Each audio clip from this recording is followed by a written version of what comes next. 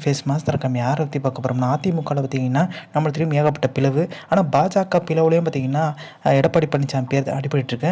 நம்மளது தமிழிசை சவுந்தரராஜன் பார்த்தீங்கன்னா ஒரு விஷயத்த சொல்லியிருந்தாங்க, அதிமுகவோட கூட்டணி வச்சிருந்தால் நம்ம வந்து நிறைய இடங்களில் ஜெயிச்சிருக்கலான்ற மாதிரி. ஸோ இதுவே ஒரு மோதலா மாதிரி இப்போ அமித்ஷா மீட் பண்ணுற அளவுக்கு பார்த்தீங்கன்னா தமிழிசை வந்து அழைக்கிற அளவுக்கு வந்து பிரச்சனை போயிட்டுருக்கு. ஸோ இந்த பிரச்சனை தொடர்ந்து நீட்டிச்சுட்டு தான் இருக்குது. அதே மாதிரி தென் மாவட்ட சேர்ந்த ஒரு சமுதாயத்தினை புறக்கணிக்கிறாங்கன்ற மாதிரி பார்த்தீங்கன்னா ஒரு விஷயம் அதிமுக நிகழ்ந்த மாதிரியே பாஜக நிகழ்ந்து இருக்கு.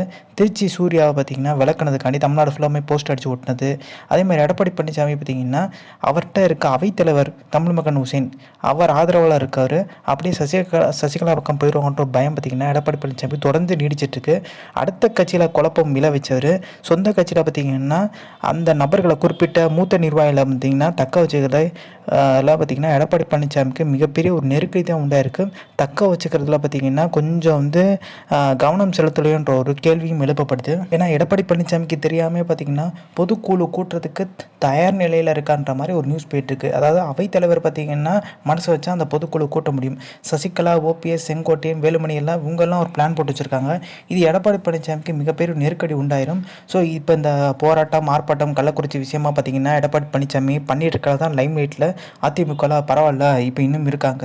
ஸோ இதை வச்சு எப்படியாச்சும் பார்த்தீங்கன்னா ஆளுங்கட்சியாக வர முன்னாடி 2026 எதிர்கட்சியாக வந்துடலாம். ஸோ பாஜக உள்ளே விடக்கூடாதுன்னு சொல்ல எடப்பாடி பழனிசாமி முனைப்பாக போராட்டம் பண்ணிட்டு இருக்காரு. பட் இது எந்த அளவுக்கு தாக்கு பிடிக்கும்னு தெரியல. டெல்லியில் பார்த்தீங்கன்னா ரொம்ப வந்து சசிகலா பேசிகிட்டே இருக்காங்க, கட்சியை கைப்பற்றதுக்கு உதவுங்கன்ற மாதிரி.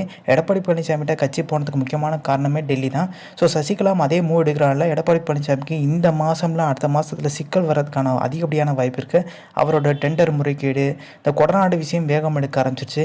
இதெல்லாம் ஒவ்வொரு அணியில் அது ஒரு பிரச்சனை பார்த்தீங்கன்னா மொத்தமாக வரும்போது எடப்பாடி பழனிசாமிக்கு பெரும் சிக்கலாக போயிரும்ன்றாங்க. ஸோ இந்த இன்ஃபர்மேஷன் பிடிச்சா லைக், ஷேர், தேங்க்ஸ் ஃபார் வாட்சிங் திஸ் வீடியோ.